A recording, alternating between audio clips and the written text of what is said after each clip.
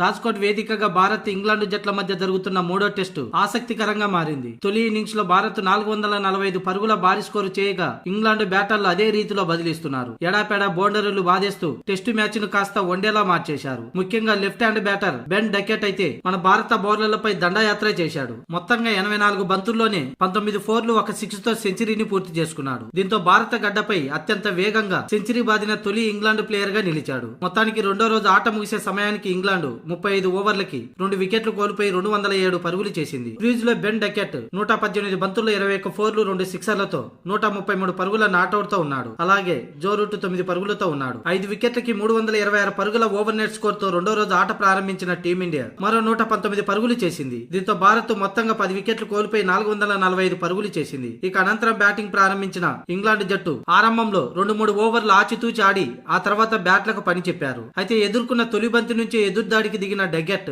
బౌండరీల మోత మోగించాడు. ఒకవైపు క్లాసిక్ డ్రైవ్లతో ఆడుతూనే మరోవైపు రివర్స్ స్వీప్ షాట్లతో ఫీల్డర్లను విసిగించాడు. అతని కోసం ఫీల్డింగ్ ఎలా సెట్ చేయాలన్న దానిపై రోహిత్ శర్మ పలుమార్లు సహచరులతో సంభాషించినా కూడా ఫలించలేకుండా పోయింది. మొత్తానికి మూడో రోజైనా అతన్ని త్వరగా అవుట్ చేస్తేనే, లేదంటే ఇంగ్లాండ్ కూడా తొలి ఇన్నింగ్స్ లో భారీ స్కోరు చేస్తే టీమిండియాకు చాలా కష్టంగా మారిపోతుంది. ఏదేమైనా రేపు మూడవ రోజు తొలి సెషన్ లోనే మిగతా వికెట్లను కూలగొడితేనే టీమిండియాకు గెలుపు అవకాశాలు ఉంటాయి.